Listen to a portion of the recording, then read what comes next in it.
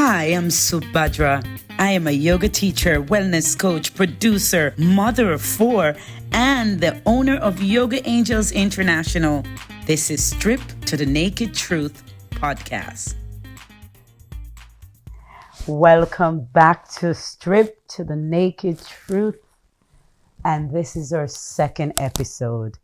And I had promised that I would speak of an incident, one of the incidents that I had gone through that changed the trajectory of my entire life. And we were focusing on my life from 0 to 9. And this incident happened right around 9 years old, when I must say, when one's innocence is taken from them, it does leave a telltale story. However, we have this story there until we obviously change it and replace it with something much more uplifting. So I'm going to share with you the incident and how it came about and what have I done in order to overcome, to heal that wound that was piercing, and how it kept moving my life in different directions that not even I could have stopped because that momentum was already set. So, with that said, I have taken a little meditation. I felt the energy in my tummy just, I don't know, you have to get used to my sound effect. But what that means is there was a contraction. There was definitely a feeling of, oh God, I have to tell this story. Because even though the incident is so far 9, I am 54 years old this year. So you can see it was a long time ago. So before I even begin to tell the story, I want everybody to take a deep breath and build their energy in their belly for empowerment, for courage, for joy. So that as I speak with you about this incident, you do not internalize it. It is nothing to do with you after all. It is all to do with my experience. And if you should have a similar experience, take the wisdom from what may come up and resonate to you and apply it to your life so that you can no longer carry this thing upon your back. It was just an experience. No need to wear it around. So excavation time. I heard a jolly yes. So let's get into the story. So I was 9 years old, and I now realize that I had this propensity for observing everything around me. And there was 2 men building our home. Now, this house was constantly under renovation. I think I mentioned that in my first episode. And we hadn't even had running toilet yet, if you understand. We were still using the outhouse. So as we're trying to get just running toilet, a pile of mold in the yard, a pile of sand in the yard. And there were these, I'm a little girl. They look big. They look so big. Now I look back and they may not have been so big. Perspective, So I would lay on this sand and bake myself. I love sunbathing. I still do it today. And I also would eat it. So it was a meal, and it was also my place of refuge and my rituals. I would do these rituals. Unknowing to a child, I was literally already bound to the elements of the earth around me and was able to resonate and communicate with them. So as I would lay on the mall, the 2 men who was building the house, I was a curious cat. So whenever when the knocking starts and everything, I was right there at their feet. I would look at how the mall was placed in between the holes in the block. I would look at how the blocks were stacked. Everything, the grooves, how it would be cement in the groove, how they shave it, shine it up. And I was fascinated. How do you build a house? Well, little did I know. Let me describe myself. Let me back up a little. I am 9 years old. I am skinny. Remember buck teeth? They called me Donna. And I had these buck white teeth. But I had no development. There was none yet. I am 9. I am like a stick. There was nothing but a child who was, I would say there was a little bit of malnutrition there. I can see that now. So I would have never thought the incident could have taken place. Furthermore, I'm innocent, obviously. So as morning come, I was always given. So my grandmother would make them breakfast, and I would always be the one, I'll take it. And I would leave my mall or my sand heap, and I would take the plate very respectfully, and I would take it to Mr. A and Mr. B. And they would eat. I would be there to take the plate back to the kitchen. And that now allows me to hang around there and see how a house is built, how the steel run through the block, and how then they, fill it up. I just loved it all. And one day, I can remember when it was time to take Mr. A and Mr. B their breakfast. On the mall heap, as the sun beamed on me, I remember thinking, oh, I don't want to really get up. But I'd become habitual where that was something I do. So I got up, and as I got the plate, the plates, because it was two of them, and I brought it back. That was the day my life was not the same. Somewhere in the afternoon, and don't ask me where all these people are. There is my grandmother, who could have been in the marketplace. There's my grandfather, who could have been in the bushes getting the load. There are my aunts. There are 2 more aunts, 3 more aunts, to be a matter of fact. And yet, an incident like this can take place, of a child losing their innocence, and no one know about it. Well, it did indeed happen. So I went to the room.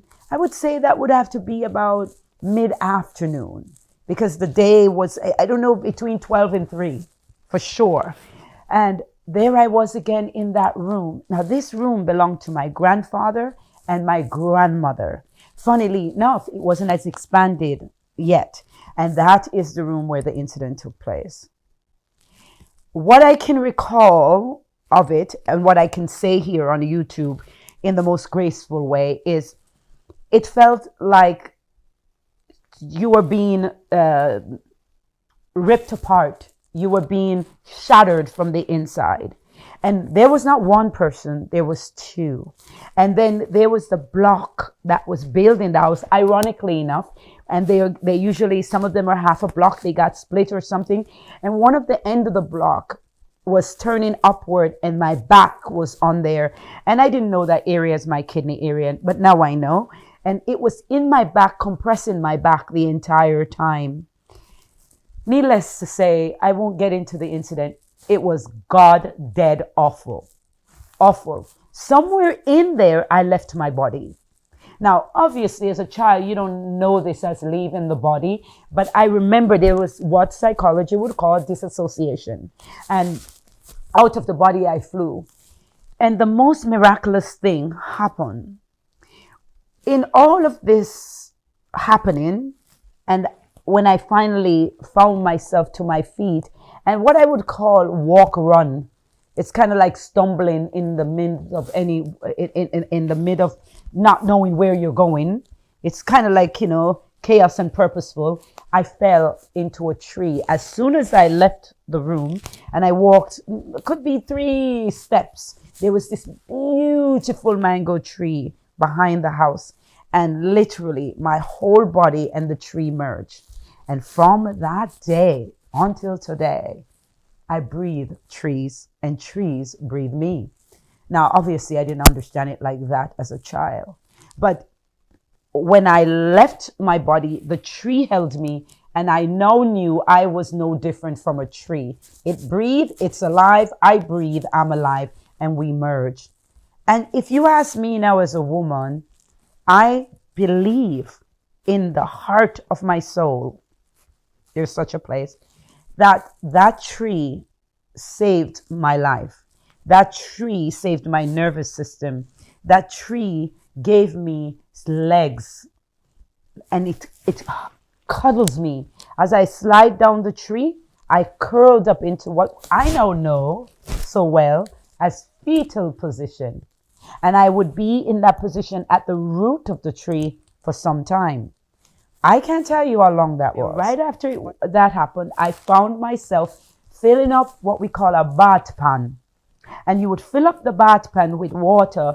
And again, there's a big pit toilet in the back. I could remember all these details. It's like big flat pit. It was pretty large. And we put the bathing pan on it. And that's where I would bathe. So we're still bathing outside at this point. We don't have indoor bathroom. That's why there's construction.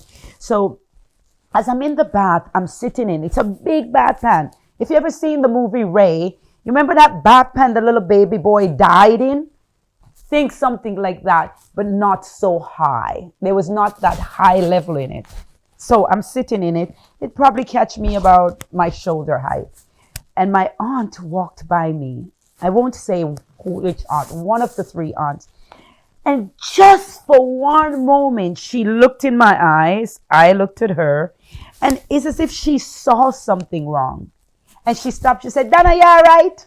And in English, that means, Donna, are you okay? And I felt faintish, but I was strong enough to say, yes, me good. You know, and yes, I'm okay. And she looked at me again, and then she walked by. Now, I think about it now. If my aunt had walked over a little more and looked inside the bath pan, which would be a little invasive if you ask me. I'm 9 years old and I'm in the bath pan. She see I'm bathing. To come over there and look in there. But just that one step she would have seen that the water was not so clear. There was obviously a bit of blood. The water wasn't clean. It was definitely a different color. But she kind of looked at me and kept on walking. And my life never been the same ever since. And you know, the guy's continuation of working on the house went on for years and years. I saw those men for years and years and years after. I left Jamaica when I was 15 years old. And if I remember well, they probably still was working on the house. Now, that is another thing. If such an incident took place and you, the child, have to then see these predators, let's call them that, on a few days a week or how many days they were being hired to come there, that in itself is torture. But one of the things I remember that changed about me when I would see them, I never looked at them building the house after that. That changed. My curiosity about seeing what they were doing shift. My attitude was different. One of the aunt noticed something different about me. She said to, I think my other aunts or whomever was there at the time, she says, you notice that Donna always look at a man's, right as he walk in before she even look up. Now, funnily enough, as a child, you wouldn't know that you're looking towards someone's private part first. You won't know that because you're not in control of your senses yet. And obviously there was something that brought my eyes there. My innocence has changed. So even that was a clue again. But my aunt did say it and I remember it. And that was when I recognized that inside of me, I almost thought it was going to jump out of the man's pants, and attack me. Now that is the stupidest thing to think. In some ways we'll say that, right? It's just not logical. But that thing stuck with me till when I had my first child. I used to think that the stove, the fire was going to jump off it and burn her. I was 20 years old. That doesn't make any logical sense in my mind now, but I remember this fear was so huge in me. I would get up several times to look if the stove was on, and I would check the knobs, and it was like the knobs, you checked it before, it's off. You would think the logical brain would kick in, but it never did. And I had this baby to watch over. So you can tie in all these, what would you say, origin, the base of that fear started when I was obviously, graped. I think that's the term now.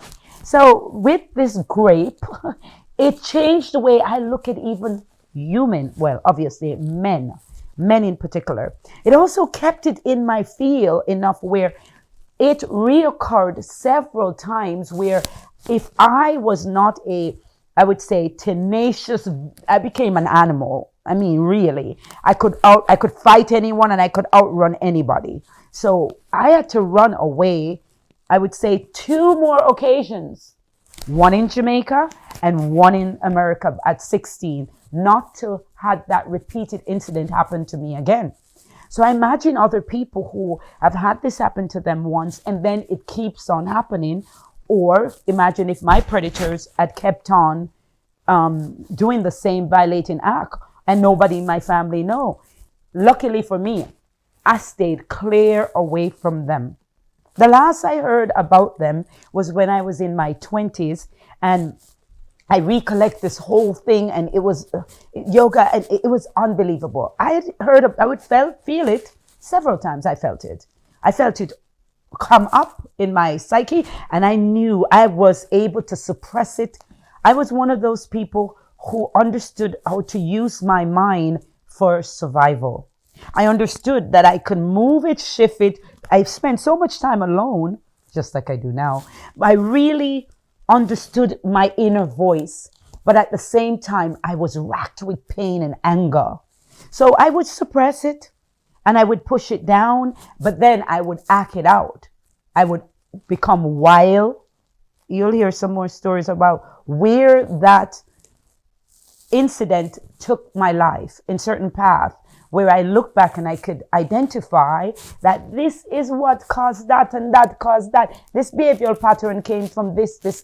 But when you have no one and you don't really understand it, you just keep repeating the actions until someday, of course, either the pain outweigh the pleasure, and you just grow in your thought waves, and you start to understand that, wait a minute, this doesn't make sense for me, and this is hurting me, or this is not. It just, something clicks and you start to change your behavioral pattern.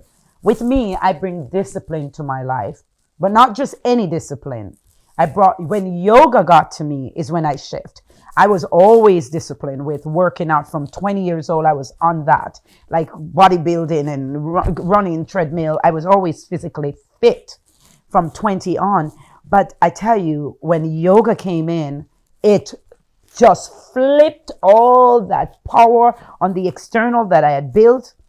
And by the way, I would have built a body by then that says, don't mess with me. I am not the one.